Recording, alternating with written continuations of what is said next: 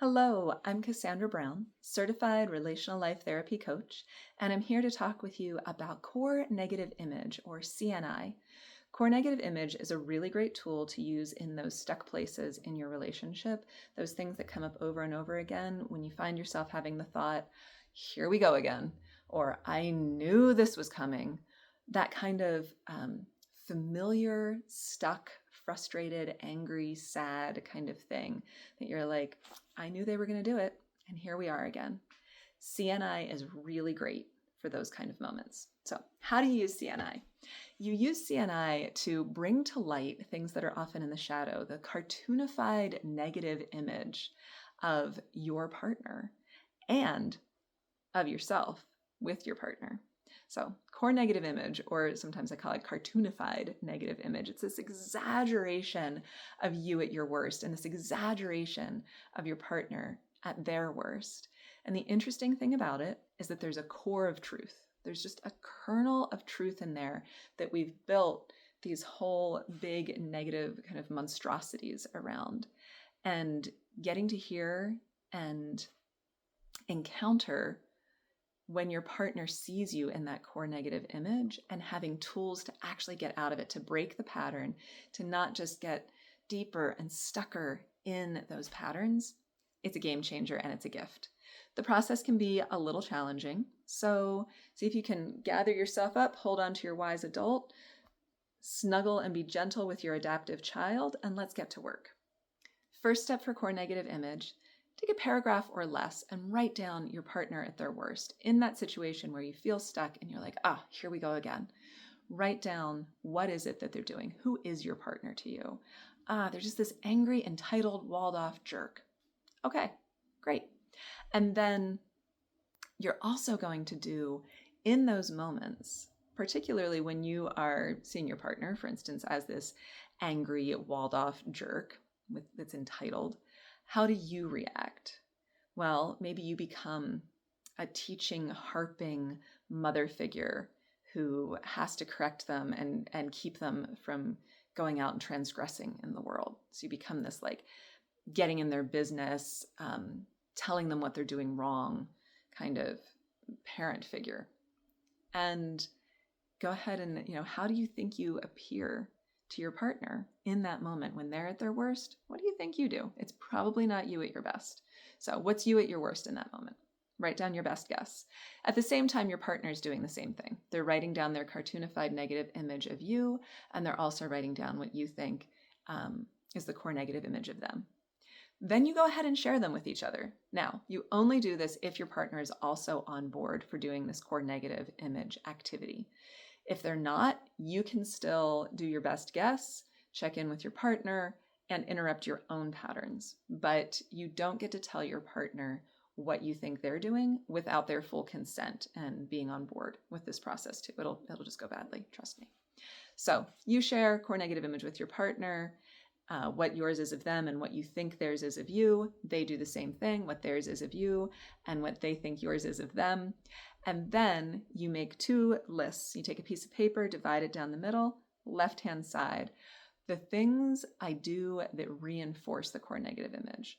What do I do that makes you have that sense of me?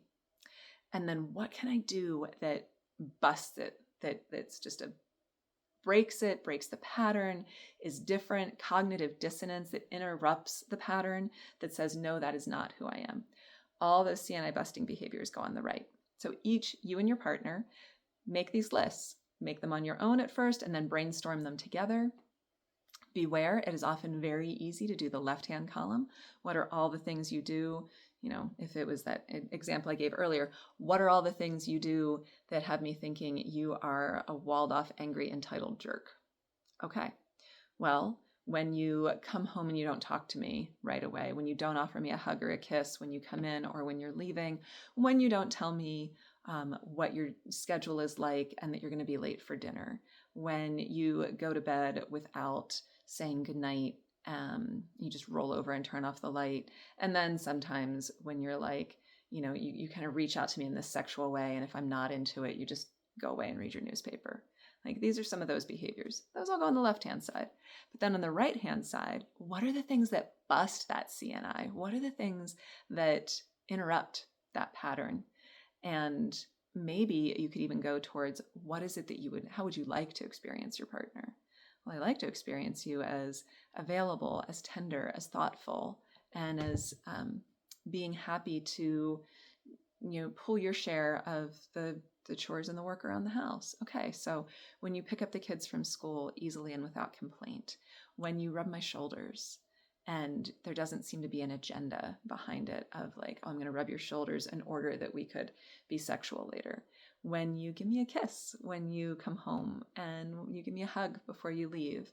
When you say good morning and honey, what could I do to be nice to you before I head off to work, right? You put down different things on the CNI busting behaviors.